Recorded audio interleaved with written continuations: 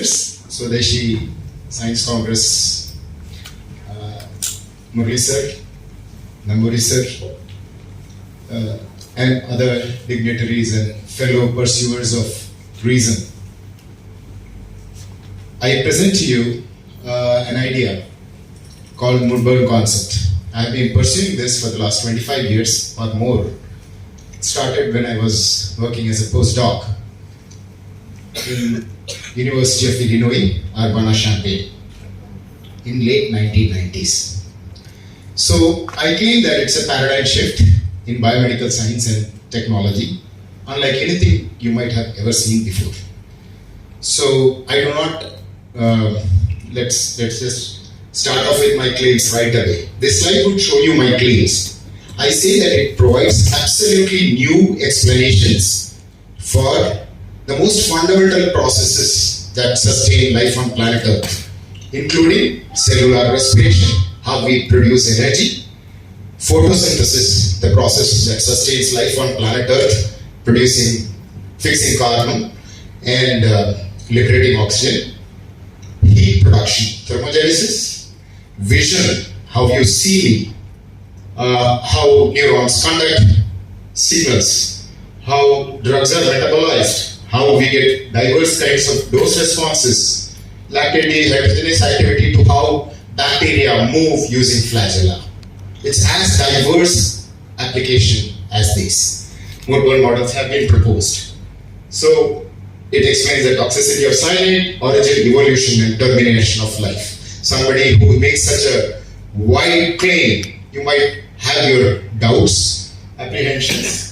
But I would like to tell you that 25 years of my pursuit, I published a complete consolidated review in American Institute of Physics portal. It was sent to Journal of Chemical Physics. The portal is highly respected. It was reviewed there and finally published in AIP Advances, open access. Anybody can see that my claims are published. So the layout is going to be, I'll be talking about the mainstream views of life and some inexplicable exceptions first. Then I will give you an introduction of what Murburn concept is, and then I'll give you some, viewpoints or highlights of various Murburn models in the way I applied it chronologically. First, some 5 examples and some miscellaneous other examples. Then I'll summate it, and then I'll show you the projected outreach and other projections. At the outset, I want to tell you that I'll be very critical about some of the things that you have learned and taught to the teachers and scientists who are applying. Please don't take it as a personal thing. I also learned the same thing. I am also teaching the same thing sometimes. It's just a pursuit of reason. I hope that you will understand and appreciate on the basis of that. And then the slides are going to be pretty packed, and we have a tight schedule. So please stay focused on to me, and I'm sure that you can take home something. Alright? The slides will have a yellow underlining box. That's the take home message of each slide. So this is a layout. So let's get on with it. So most of you are from biology backgrounds. Can you raise your hands if you are from biology backgrounds? Please can I? Yeah, most of you are from biology backgrounds. Well, so I gather that you know these 2 fundamental principles of life. That is, 1, cell theory. The found all living beings are made of cells, right? And then the central dogma, the information flow. The genes give proteins, proteins and genes, they control all life activities. So basically, it's these 2 are the fundamental principles. At the molecular level, though, you need to have reactions that are selective and specific. So how that is ensured, whether they are by enzymes that mediate catalysis or electron transfer proteins or signal cascade protein receptors, they all go through a transition state based on affinity binding, topological affinity binding. That is what ensures the... Is this working? Can you see I'm not able to see the... yeah, there it is. Oh, it's a small one. Okay, So that's what basically ensures. I'd rather use it only for changing. So these things have very good mathematical equations and stoichiometry defining the overall outcomes. So the biological phenomena fundamentally are viewed with a very deterministic perspectives. That is, a definite process gives a definite outcome, and that gives a definite biological eventuality. That's what the current scene of biology is. Then, the most fundamental aspect of any life is how we are powered. Because only that powering can give me the ability to speak, the moving, all that. The non-spontaneous activities are ultimately powered. So the powering part of our living being, all living beings, are fundamentally based on the chemiosmosis theory, which is basically you have proton pumped out, and then that creates a gradient, proton motive force is generated. You have another point? This is it's okay. Oh, okay, it will not work. Okay, fine, no problem. So I'd rather not use it. So you can see the top panel, the protons are pumped out, and then when they are coming back across the same membrane, you get ATP synthesis by a rotary enzyme. Alright?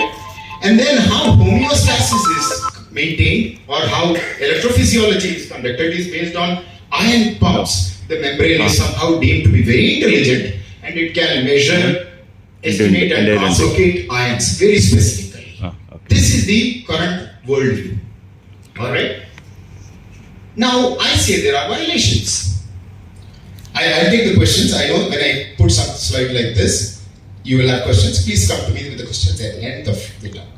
So the violations are very clear. Cyanobacteria, for example. You have photosynthesis and respiration both simultaneously in cyanobacteria. They are electron transport chains of opposite direction. There's no circuitry that can ensure that. Alright? Then it's too small to have any proton to be pumped out. I'll come to that calculation later. And then red blood cells don't have mitochondria and nucleus to regulate the function. Yet it lives for 100 and lives, I can't say. It functions quite efficiently, maintaining its homeostasis and all that for 120 days almost. Then plant cells don't have sodium potassium ATPase, yet they have 10 times more potassium than sodium. So animal cells have that, and Jens who got a Nobel for saying that this sodium potassium differential is maintained by the sodium potassium pump. So these kinds of simple exceptions which have been looking at us from a very early time, they kind of question the fundamental powering coherence. Coherence is how does one cell which does not have major intellect, I can choose a laddu over a jalebi, but how does the cell maintain its composition and function? That without intelligence at a very core level, the genetic expression will take time, but then the cell dynamically maintains its inherent functions at microsecond, millisecond time scales. So how all these things are coordinated becomes very questionable under a very simple deterministic perspective. So I introduced to you Murburn Concept directly. I want to just, you saw the classical view, now you see what's the Murburn purview. At the outset I want to say that Murburn Concept does not negate whatever you have studied or whatever you are learning. It's a larger scheme of interactions. Please don't think that when I say this is how Murburn Concept is, this is how it works, it is an intention to say that, oh, classical enzymes, classical receptors don't work like that anymore. No. Some systems work in the Murburn way. They have escaped human inspection and analysis for quite some time, and that's what I'm trying to present with Murburn Concept. Murburn Concept fundamentally addresses one simple question. The most important thing that you and I as living beings need is oxygen. What is oxygen used for fundamentally? That's what it addresses. Now you might imagine this is the 21st century. You would imagine that, oh, don't we know what oxygen does in the body? I say, no, you don't know. Nobody knows. what this talk is fundamentally going to be. In the school level, we had made a distinction between the differences between respiration and combustion. Most of you would remember. All right, school teachers even now they teach, right? Then when you come to the college, you kind of see that they are very similar, but only in respiration you get ATP, whereas in combustion you get heat and light, flames and all that. When you come to college level, university level, you learn that there is something called mitochondria. Even in school nowadays they teach that. And there is a protein called cytochrome oxidase or complex 4, which binds oxygen, wherein it receives 4 protons and 4 electrons to make 2 molecules of water. So the role of oxygen is to serve as terminal electron acceptor, ultimately to make water, as you see there. 4 electrons, 4 protons to make water. This is the role of oxygen advocated by the classical textbooks. Now, I hope you go home from this talk with a completely different perspective, if not accepting my proposals, at least challenging or questioning them. Alright? I say that oxygen is not needed for that, to make water or to serve as terminal electron acceptor. It's needed to make diffusible reactive species like superoxide, hydroxyl radical, all those things that you see intermediary there, where I'm pointing. That diffusible reactive oxygen species is what we need oxygen for. That's the primary thesis. The primary question that I'll address in this talk is about that. The fundamental, how do you live, how do you produce energy? That is the question that I'm going to address in this talk. So if you stay with me for the rest half an hour, you can gain a lot of insights in your research agenda, in your scientific career, particularly those students who are at the back. Please stay focused. So, with that, I come to the crux of this talk, that is Murburn concept. Murburn comes from mured burning. Mured burning is closed burning.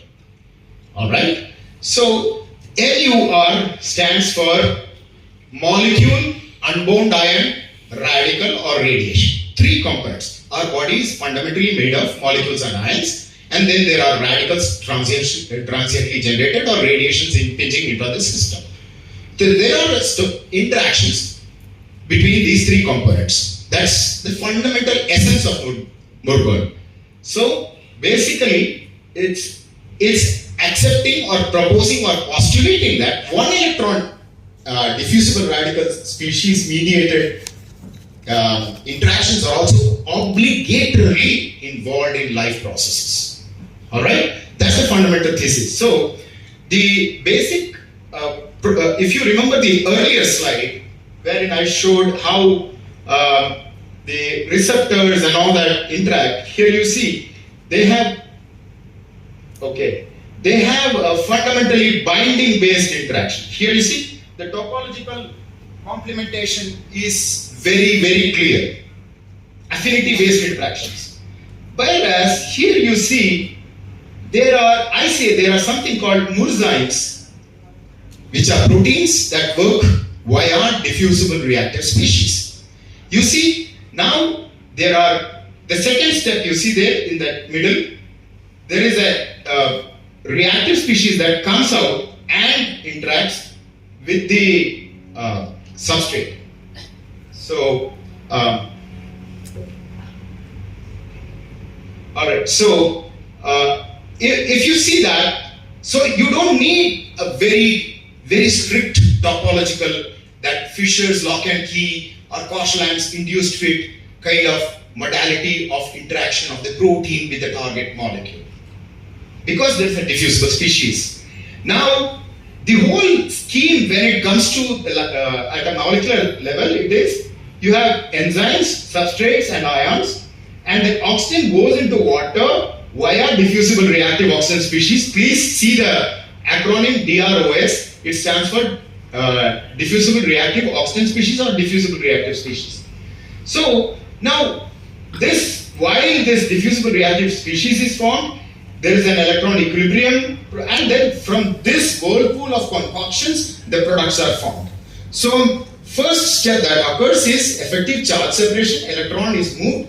You know there are fundamentally four forces by the classical physics theory. So that is the nuclear forces working at the nuclear level, weak and strong, and then there is gravitational force and there is electromagnetic force. The only force that you can use, harness for your life, is electromagnetic force. And electromagnetic force is fundamentally operated by moving moieties or electrons between molecules and ions and things like that. So that's the most effective, the most fundamental process is effective charge separation, or ECS, to give diffusible reactive species, and this allows the cell to work as a simple chemical engine. So this fundamental slide shows the basic outlay of Murburn concept.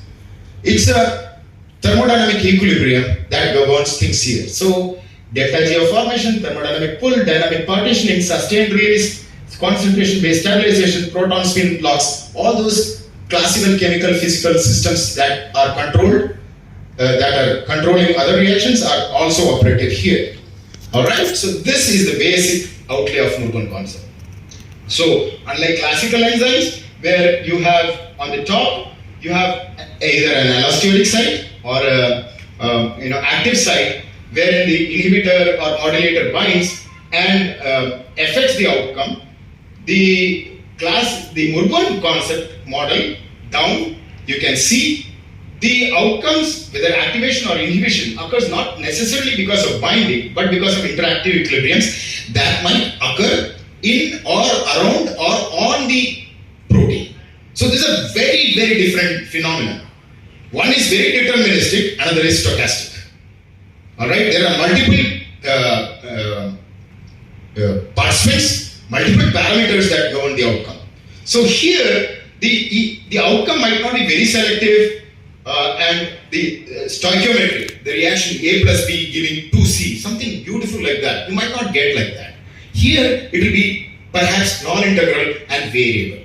Alright, so that's the fundamental difference between the classical and and so if you accept this theory, if something like this is something that transpires in cells, what could it directly explain? It could directly explain how one enzyme can catalyze the reaction of molecules of diverse topology, different structures. And then how one enzyme can convert different reactive groups to different types of products. So this is core chemistry. But then this, if my mechanism is true, the Murburn concept is true, it could potentially explain that. So then, in terms of explaining kinetics, how could this multiphasic reactions, wherein experimentally Km is determined to be the theory says that it should be larger than Kd, whereas experimentally when you do it, Km comes out to be less than Kd, much significantly less than Kd. How can you explain such experimental observation? The new theorization can. And then we can also get a new way to explain transmembrane potential, which is when you see living beings working cells, if you put an electrode inside and outside, you get a negative potential, usually, whether in organelle or in cell. So basically the idea was positive ions are being pumped out. The Murburn theory states that oxygen-centered negative reactive species are formed inside, which gives a negative potential. That's the new explanation. So we don't need any ion pumping mechanism. We just need an effective charge separation mechanism. So that is the fundamental explanation here. Then we can explain how one lab gets a different stoichiometry in the same reaction and non-integral reaction ratios, all that. And very importantly, dose responses, unusual dose responses. How can one particular component at a very low concentration, it can give an enhanced activity, whereas you might not get that activity with a higher concentration of that same molecule. As per the classical theory, it should be more or less unidirectional. Of course, after reaching a particular spot, it could get deactivation and all that, but nothing like that can be explaining something. Why would you get a higher activity at lower concentration? So this, now in this, the fundamental molecular perception regarding powering that changes is you don't have proton pumps. What happens is oxygen-centered negative species get formed. These kind of superoxide hydroxyl radicals, they attack ADP and phosphate, and they make ATP via a completely new different process. It is not by the same process that ATP is formed, that ATP is broken down. ATP is broken down by a simple hydrolysis reaction, whereas it's formed by a completely different Murburn process by mosaics. So in this theory, the cell is seen to be a coacervate. It's seen to be a colloid. It's not a dilute solution as you see in the textbooks, all biochemistry textbooks. Multiple Nobel recognized ideas have been treating cells as dilute solutions, whereas it is easily discernible with the microscope or even with the naked eye or spectroscopy that it is colloidal. It is not solution. So this is quite accommodating that. So rather than pumping of ions, it's absorption and co-solvation that equilibrates to give the higher potassium that we get inside compared to sodium outside. This is the new theoretical insight. So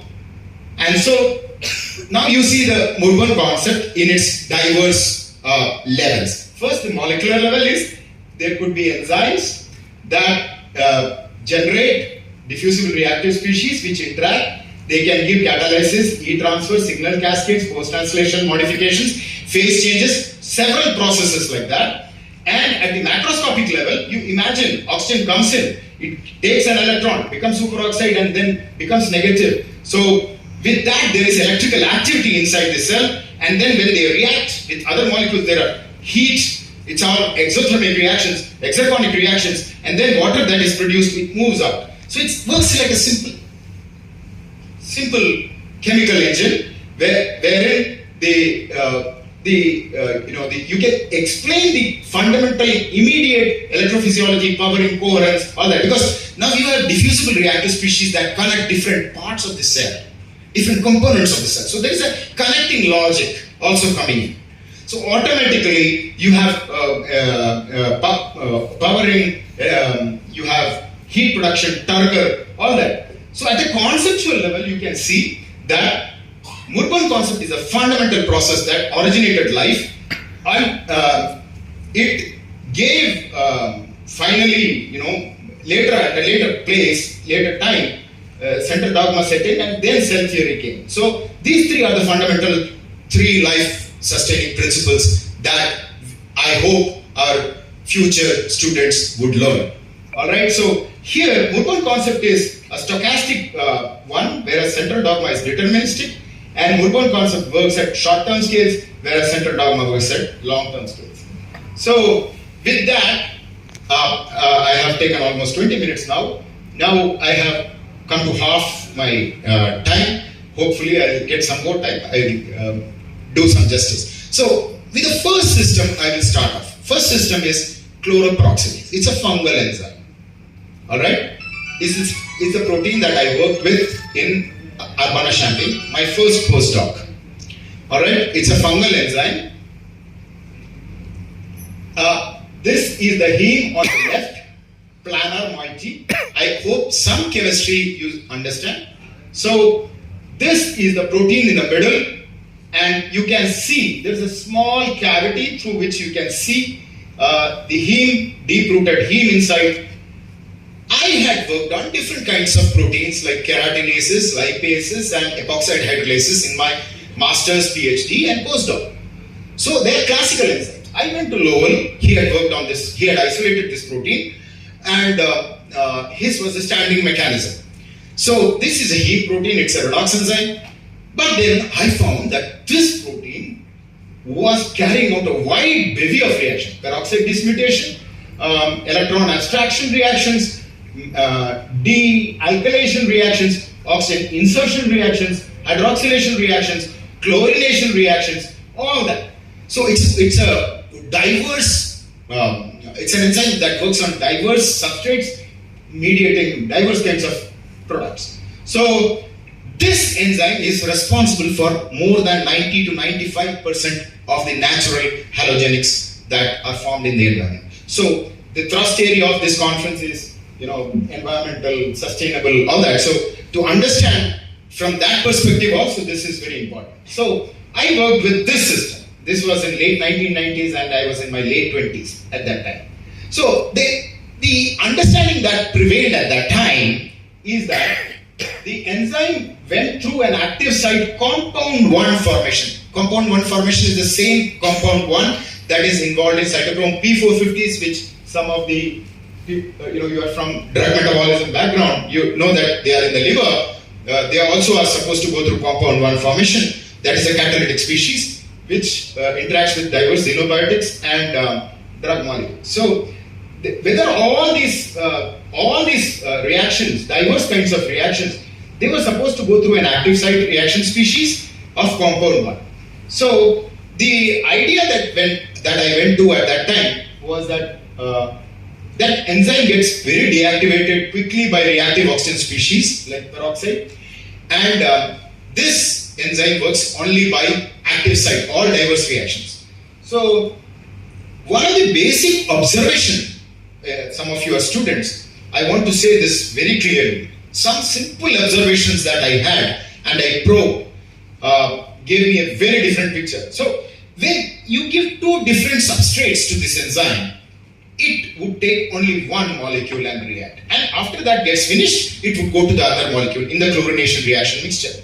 So my professor and all the other, there were multiple Nature papers published showing active site reactions and all that. So for me, it didn't look like that. So one simple control biologist that we use, what I did is, these 2, thiourea and monochlorodiamidone, are 2 substrates that are converted. So I just took a bleach, the toilet bleach that you take, a diffusible reactive species, and I gave it to the mixture in excess amounts. Both of them get converted quickly. But when I added sustained, small amounts, very slow, small amounts, only 1 species get reactive. That's what is shown in the left. On the right is shown that when this reaction mixture, when I varied the chloride ion, acidity, all that of the reaction mixture, this specificity, selectivity changed. So it's not the enzyme active site. I have a lot of other experiments that I'm not showing here, but this fundamental experiment disconnected the ability of a diffusible reactive species to be specific and selective. And here I showed diverse kind of substrates. Here you can see the structures there. Tetramethylphenylene diamine. This is a compound cytochrome oxidase substrate. Also pyrogallol, phenolics, and multiple fused rings substrate. Now one night I was working in Lowell's lab, and I found that when you take azide, it's an ion like cyanide. It's supposed to inhibit heme enzyme. So it's added to stop the enzyme reaction. So I was just curious and I was working, and I saw that when I diluted the azide, boom, at about micromolar concentration range that you see in this, there you see a peak. The activity goes much higher than the control on the left, that square that you see versus that. So I reported it to my professor. He said, could be an artifact. I said, no, I'm getting it reproducible. Not just with that substrate, I'm getting it with multiple substrates with the same enzyme. Not with that enzyme, I get it also with horseradish peroxidase, which is another enzyme. I get it with catalase, but many other enzymes. So he said, well, you don't know. So we don't know. So what I did is I saw that particular thing, this image. I show that the bound A, the spectrum on the left is the unbound free enzyme. On the right one, the C is one that is bound with azide, binds at the heme center. So when I get these kinds of outcomes, the signature, spectral signature, is that of an unbound enzyme. So it's not a binding based phenomenon. So with this simple thing, this one experiment is what gives mankind the insight to how oxygen is used. This thing told me in later time how oxygen is. These oxygen-centered radicals interact with azide. Azide-centered radicals are more stable. Azide can do secondary catalysis. That's what we are observing. So that's the explanation. So that was the simple one extracellular fungal enzyme. Now the same idea I am applying to the complex drug metabolizing enzymes in the liver. Liver drug metabolizing enzymes are cytochrome P450s and there's a flavoenzyme reductase. So you can imagine lipase, carbohydrates, proteases, all of them, they have these evolutionary memory. You know, they have same peptidal structures or the glycosidic bonds or esters that are formed with fatty acids and all that. So our forefathers have been eating that, so we eat that. So there is an evolutionary connectivity for the active site theory. But xenobiotics, drug molecules that are not naturally present. So how do the diverse drugs get metabolized? By the same CIFTs. It cannot be binding at the active site. Logically you would fit. So the theory is that there is first the substrate comes and binds, and then the heme goes through a redox change, and then there is protein-protein binding, then inter-protein electron transfer, elaborate multi-step series scheme. That's a classical scheme that you have in pharmacology texts and all the textbooks, even in biochemistry. The first thing, like all areas that I went to, I always do controls. First thing that is, they say that the substrate is required for the reductase to come and bind and give the reactive oxygen species that are sometimes found. I checked out with multiple systems of multiple isozymes that it doesn't obey by the simple basic rule. So what does it mean? It means that reactive oxygen species are produced even without substrate, even without protein-protein complexation. So that means that oxygen activation was something different. And when I added agents that would take away the reactive oxygen species, the reaction would cease. So my project was to minimize the reactive oxygen species production, and I reported to my boss that if I do that, the reaction stops. The drugs are metabolized on the basis of this fundamental idea that you have to minimize reactive oxygen species. I said if you take away the reactive oxygen species, the reaction stops. But then, to be fair with them, they were using superoxide dismutase and catalase in the reaction mixture. But those are soluble polar enzymes. When I make the same reactive oxygen species scavengers fat-based, where the reaction is occurring, the reaction stopped. So that is something that I probed again, and then I showed that the electron-electron separation, even when the proteins were separated with dialysis membrane, I could get the electron transfer. That's what is shown in this reaction. And here I showed that when I have the same molecule, vitamin C substituted with a fatty acid substitution and vitamin E without the fatty acid substitution, I get similar results. That is, the fatty acid portion makes it localized at the same lipid membrane as the cytochrome P450 and reductase, and that is where the reactive oxygen species works. That localizes. Oxygen is 5-6 times more soluble in lipids than it is in water.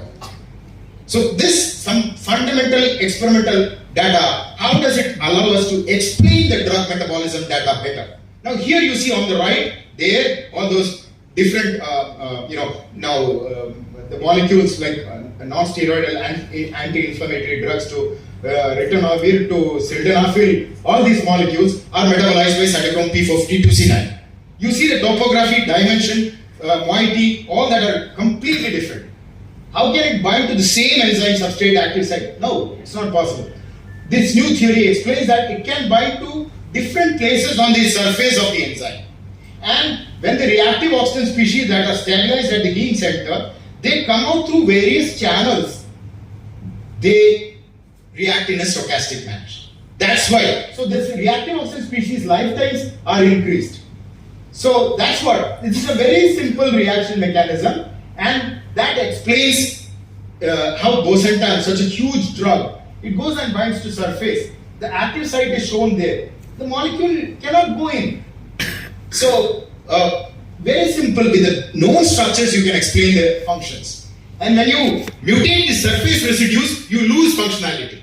So now we can easily explain it. Need not go to the bind and at the active site. So another thing it explains is how can one reductase, which is at a very low concentration, unique reductase, do protein-protein interaction with a wide variety of cytochrome P450s, hundreds of different types. So the promiscuity of these protein interactions are also explained.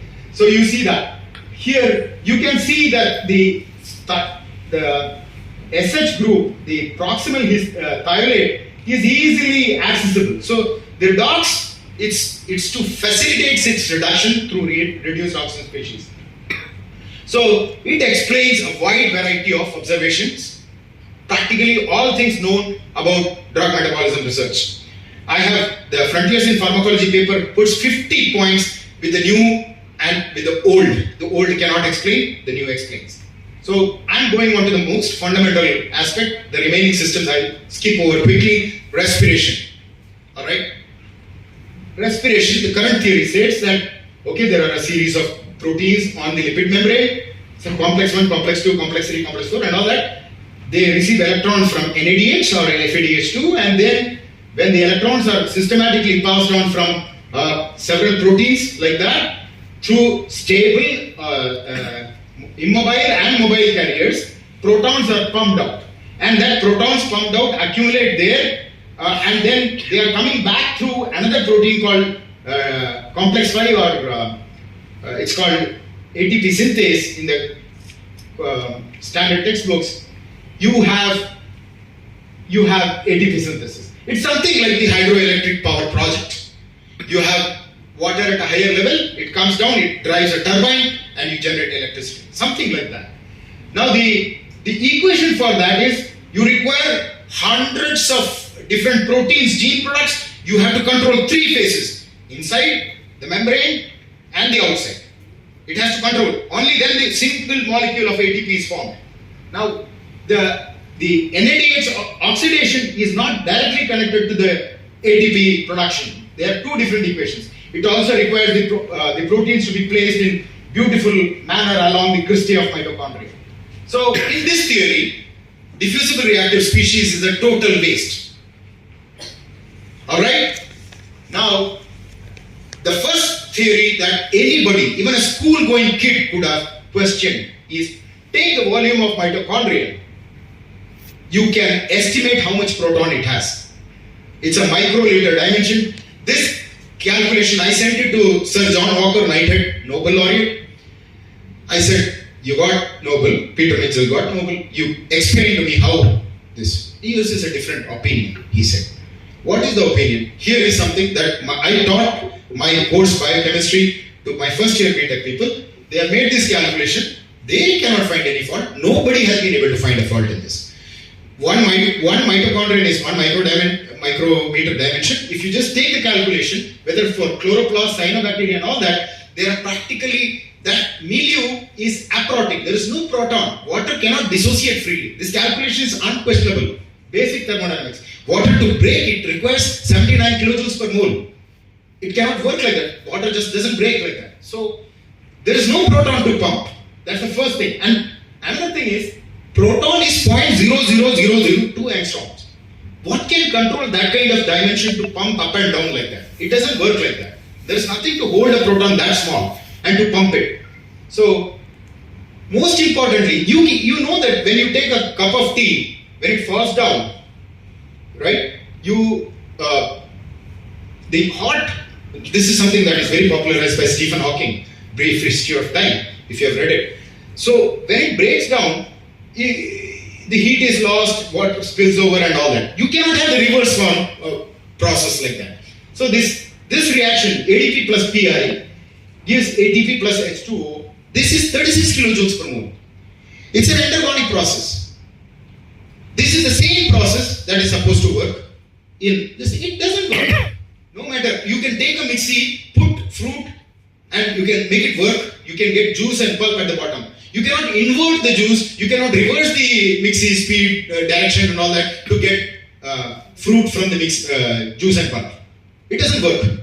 Alright? So this Nobel is also a major mistake. Alright? What is the evidence known? The evidence is very clear. When reactive oxygen species are high, you get transmembrane potential to be high. Very clear. So, you give more NADH to the system, more reactive oxygen species is produced. Increase in ROS elevates transmembrane potential. ATP production is not seen without diffusible reactive species. And then all complexes 1, 2, 3 and 4 are known to generate diffusible reactive species. So you have direct experimental evidence correlating reactive oxygen species with ATP production. I showed you take ADP and phosphate in water and just add superoxide, you get ATP. Bimolecular, simple reaction. This is shown. And then not just me, there were lady researchers who had done this kind of work, taking mitochondrial preparation, and they could get higher amount of ATP with xanthine and xanthine oxidase. Xanthine and xanthine oxidase give superoxide. It's known. So direct relation. And my theory, the Murburn theory, has bimolecular reactions giving higher efficiency of ATP production with significantly large delta G values. It's exergonic. This is facile. This is spontaneous. This is kinetically viable. Alright? So the theory is that complex 1 to 4 have redox centers that generate reactive oxygen species. Yeah, the time. The time. I'll just get. So they make the complexes are the actual ATP synthesis.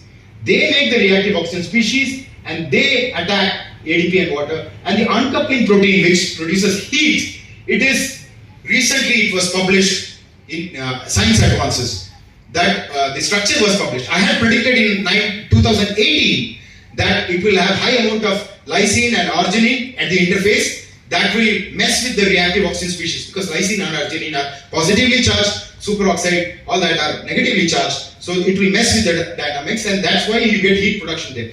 True to my prediction, the structure revealed that, and then the letter to the Science that I had published, after 2 months they took it off. They did not offer a rebuttal. They did not even inform me. From the Nobel laureates group.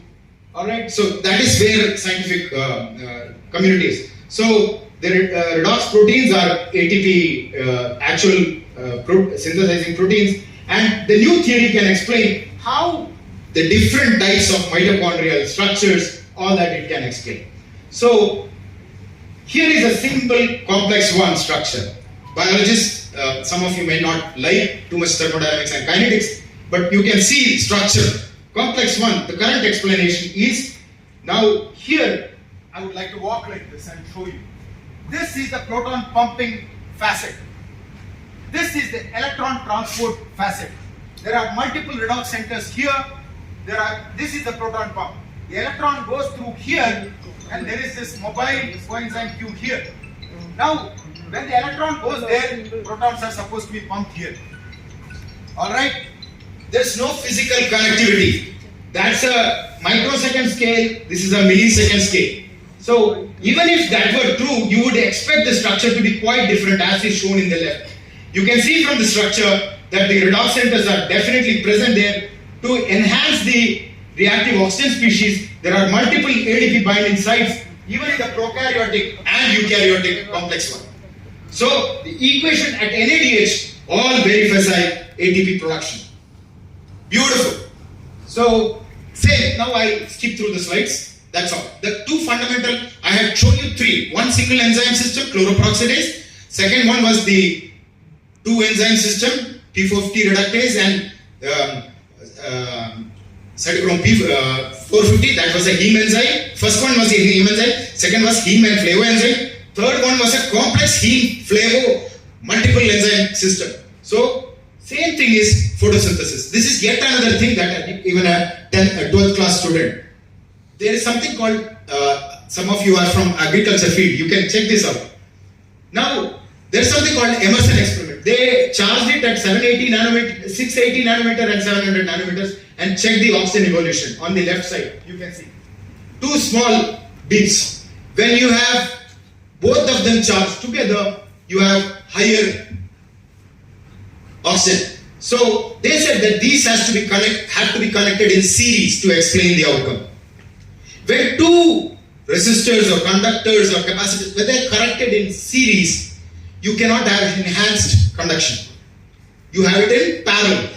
If I want to have greater traffic between you and me, I need to have multiple lanes. So that is the new system.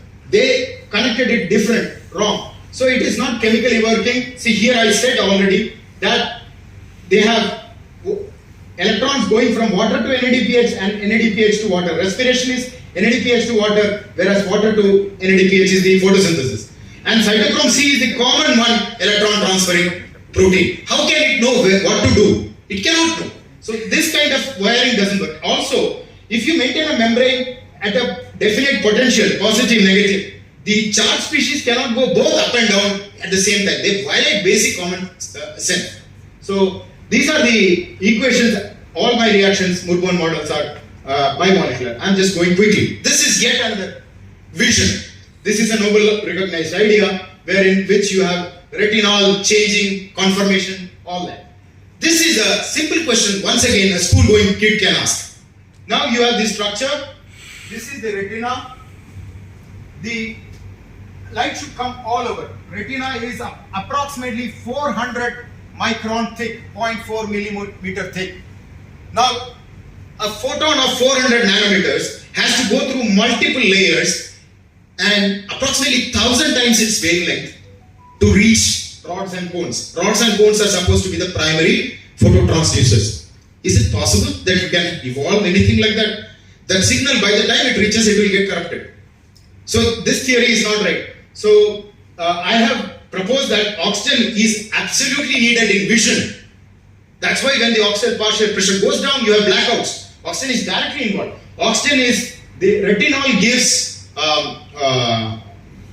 reactive oxygen species, and that attacks GDP. I have shown by simple docking that the proteins which were not, this is the transducin. It's a G receptor protein. Alright? That protein has very clearly that beta part, its function is not known. Through the new theory, I showed that it's a GT base. So other examples are lactate dehydrogenase. Quickly, 5 more minutes and done. Lactate dehydrogenase is the one, when you exercise without oxygen, you have lactic acid formation. And then that lactate is supposed to go to liver. Right? But the problem is lactate dehydrogenase is present 4 times more in muscle than in liver. Why should it go to liver?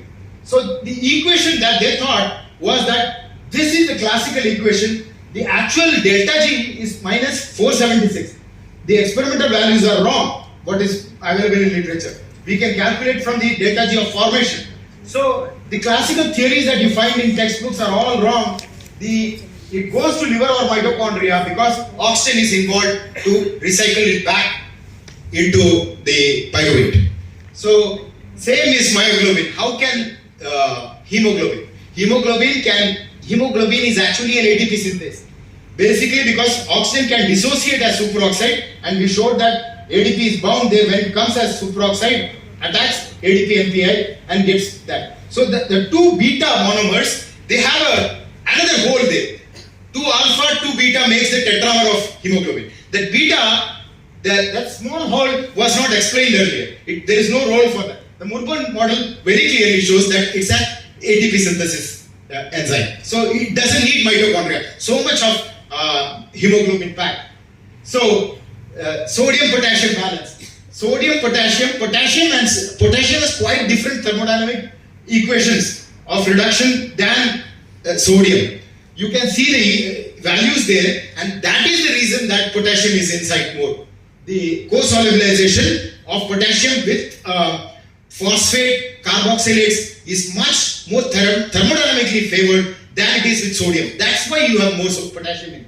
So it's not by ion pumps. Bacterial flagella, they say that it goes round and propels the bacterium. No, it's a water projector. It's a type 3, secretory system. It's just water going out through. One simple thing, you research scholars, I want to give you a simple message. This is a left-hand spiral. Left-hand spiral going through a counterclockwise motion can only pull the bacterium. This thing was published by somebody in Harvard, and so the whole research community, without even just, you take a right hand screw and left hand screw and you can do it yourself. So all these things I'm showing because this critical outlook was not shown by the scientific community, which missed this. So there were multiple publications which showed that even tethered flagella could show that kind of movement. It was, see, it's hardly 10 nanometer thick. The visual 200 nanometer is the minimum wavelength that you will use to visualize that. There is no resolution. So it was just an optical illusion. So cyanide, beautiful. Carbon monoxide is a million times more stronger binding agent of heme than cyanide is. But cyanide kills at 2.5%, whereas you don't get knocked out even with 40% carbon monoxide. The binding constants are very clearly there. Cyanide is a very poor binding agent compared to carbon monoxide. Cyanide converts the reactive oxygen species and the delta G is minus 275, much more facile than the oxygen superoxide equilibrium. Oxygen superoxide equilibrium is minus 250 kilojoule. That's also facile, but this is more facile. So the moment reactive oxygen species are produced, this takes it out. So that's why multiple physiologies involving reactive oxygen species are messed. So summary, this is the thing that reactive species is what gave us life. It maintains the powering, coherence, thermogenesis, homeostasis, electromechanics, mobility. You can see chemically now we can explain how different biological molecules were obtained with simple iron-based light, dark reactions and all that. The message that I want to give you is in this slide. Simple, reactive oxygen species are not anathema to life. They have dual features. Wrong thing at wrong place in wrong amounts is bad. Reactive oxygen species are the fundamental requirement for your life. It's like kitchen. When you go to kitchen, you will see knife rack, cutting boards, gloves. Does it mean that you should not use knife? No. It means that you have to use knife with care. That's why you have catalysis, peroxidases, all these antioxidant enzymes. People took it all wrong. So here, our life is like a cloth that is dipped in oil. You burn the cloth and oil. First thing that burns more is oil, then the cloth. So the moment you start living, you are a ticking bomb. You are burning yourself. That's why you die. Inevitable that you die. Now our future generations will have a greater lifespan. Now we are 60, 70, somewhere there. Your kids will live to 100. Guarantee you that. We will find some solutions to that. So philosophy of science fundamentally rests on falsification. You can say something for sure that it is wrong. You cannot say something is right. So I have amassed enough proof, enough arguments, enough evidence to say that contemporary ideas are wrong. So just because there is a mathematical fit for a curve like that, the fit can be derived by hyperbola, parabola, one-phase exponential, two-phase exponential. Mathematical fits don't say. Now suppose you have a circular path. You say it's what is traced by an ant. Now you try to prove it wrong. All that you need to do is find one point that does not fit the 2 pi r circumference equation. I have found multiple data points like that. So the Murburn model is more accommodative. So the fundamental message that I want to give you is oxygen is the elixir of life. It is required to make diffusible reactive species, and that is the life giver and life taker. So you can see Dr. Jekyll and Mr. Hyde, order and chaos, they are closely knit. So I have shown very clearly the terms that you have in textbooks like electron transport chain, proton pumping, Z-scheme, Koch-Jolio cycle, Q cycle, chemiosmosis, proton motive force, rotary ATP synthesis, ATP synthesis are all untenable ideas. Murburn concept is an umbrella of explanations that starts with effective charge separation and goes to simple chemical engine function of the cell, and that is viable based on thermodynamics, kinetics, reaction chemistry mechanism, architecture, structure, distribution, function, and pulse probability. These are my collaborators, Nikolai Bazhin from Russian Academy of Science, thermodynamics guru, Hiroisa Kamagawa from Gifu University, Japan. Laurent Jakin from Belgium, he is Claude Paradis scholar, and Yan Yu of China, he works in photosynthesis. These are my students, Daniel Gideon, Abhinav Parashar, Vivin David Jacob, Afsal Manekathodi, and Surjit Ramasan. Most importantly, the outreach. Scientists are lone horses like me. I'm a Dionysian. There are vast majority of scientists are Apollonians. They maintain, they train students, they get grants and all that. I am a lone horse. I go different way. But then these are the people that I owe my life to. As far as reaching here is concerned, Lowell Hager, he allowed me to differ with him in his lab, getting his grant. Stanislav Yanev was very crucial to get my papers published in Bulgarian Academy of Sciences portal, from where it all took off. George Chaldakov is the editor-in-chief and president of Bulgarian Society for Cell Biology. So they published a significant amount of my paper. Soman sir, my dean at Amrita, he gave me a job after 10 years. I was staying at home and doing this work. And then Menon sir and Murli sir of our Swadeshi Science Movement. When I try to reach out, people say Swadeshi and all, they get, normal scientists, they get very reservation. I say, what is the problem? You will see that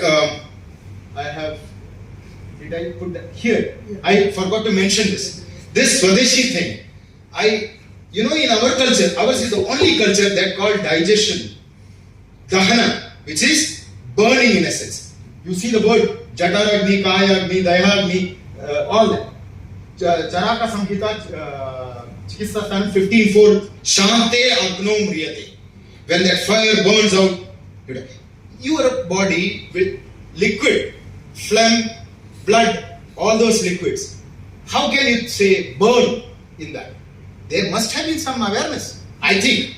The more I think, the more I see, the more I realize that it is true. We don't necessarily need to think that we knew everything. So, with that, I end my talk. These are my publications. I had conducted this crusade first in IISc, then IIT Madras last year, and now in multiple 6 to 8 nobles have to be shown the door. It's not easy. I hope Indians will support this crusade. Alright, it's not easy. It's not easy. Thank you. Thank you so much for being such wonderful organizers. I'm sorry I took a little more time than was allotted. But So, then we started. Yeah, then we have to sacrifice some questions. Only few questions, 1 or 2 questions. Yes. Then we will wind up. Because anyway, he is working in your class only. Anytime you can interact over phone or email. So, any quick reaction from our My phone. senior colleagues? Maybe that. Yeah. Okay, I'll find out. Please share your mobile number. Mobile number. 70-124-12598. 70 124 124 125 125 98. Only when sir said phone, I So, relate. Dr. Ranveer Singh is from IBRI. Okay. Anybody want to interact with sir or we will wind up? Yes, please. Phone, microphone. Phone not ringing. It'll be somewhere here in the bag. Don't worry. It should ring, no? Maybe you have put it in.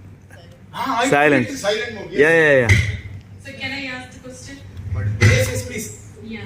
So thanks for introducing this new concept. Yes, one second. Yes. I have one doubt. A couple of doubts I have, but I will restrict to one primary doubt. Yes. That is your Murburn concept. It explains or it contradicts the PMF in aerobic systems. So how would you explain it in anaerobic systems, wherein particularly since it is like ROS triggered, you are arguing for ROS triggered ATP production. Wonderful those question. things, yeah. Wonderful question. Now you see, my theory is more amenable to aerobic, anaerobic or anaerobic to aerobic transition. In cases of anaerobic systems, we have diffusible, not oxygen-centered. In the aerobic system, the thermodynamic window is minus 400 millivolt to 800 plus 800 millivolt. You have the whole breadth of oxygen reduction to hydrogen evolution. So oxygen liberation to hydrogen evolution, minus 400 to 800. In the anaerobic system, you have diffusible, sulfur-centered, nitrogen-centered, hydrogen-centered radical systems working. So the same enzyme systems that worked in anaerobic systems, you see the structures, they have the same redox centers that work. There, oxygen, what it does is the system environment is such that it does not allow that oxygen to serve as a water. It takes and becomes water. If you do that, it quickly pulls the equilibriums there. Whereas the hydrogen forming or sulfur forming or the anaerobic systems, they require another thermodynamic window. They have optimized for that in that environment. So you see my progress in biophysics and molecular biology paper. I have addressed this in in great detail. This question, especially since the oxygen is known to be toxic in those systems. Exactly. I answered that question. It's the thermodynamic window that is available. Those systems, the environment does not permit that. So if you give them that oxygen, that system goes kaput because of that. I've given the equations and the explanations in progress in biophysics. It causes damage to the plasma membrane. That's what I hope. That's what my understanding goes. Yeah, my explanation is more molecular, more physics based. Okay. So because all this, physics is the mother of all sciences. You have to go back to physics, right? So it's the thing that explains ultimately. So one more question. Sure, The cytochrome P450 reductases. Now you say that it is one enzyme recognizing multiple substrates, especially when you are talking of xenobiotic degradation and all those things. So, but our understanding goes that the reductases, it's like a multi-copy enzyme with there are multiple forms of this P450s in different cell systems, in different life forms as well. Mm-hmm. And also the mode of alternative splicing, etc. It explains why it is like reducing the diverse range of xenobiotics. So then now, the question that you asked is very valid. can you call this as a merged zyme, because you have a lot of different P450s in any cell system? Yes, that's what I'm saying. Now, if you attended my talk, please, this is a very important question. Two questions you asked, both are very important. This protein, you see, this is cytochrome P50, left side, the black images, they are diverse SIPs. They have different topography. One reductase is supposed to bind to all these SIPs and supposed to give electrons. Now you see my theory. Reductase reduces oxygen, gives superoxide.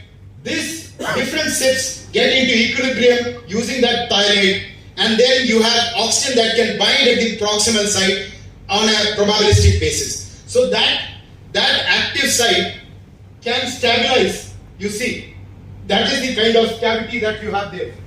So this cavity is not for taking in the substrate. The substrate is much larger than the channel. Cyclooxygenase, another enzyme, which is very important pharmacologically. Same way, same structure. So you cannot have the same active site binding to diverse molecules. You can have it binding to, say, surfaces of all this. So it can explain how when you mutate the surface residues, you lose activity. So we will have more discussion. May I know who's asked the question? Please introduce. Yeah, sir, I'm Ashwati from Central Service. University. Okay. Nice questions. Yeah. Thank you. Thank you so much. I'm so sorry for the time. I think we will end it. Yes.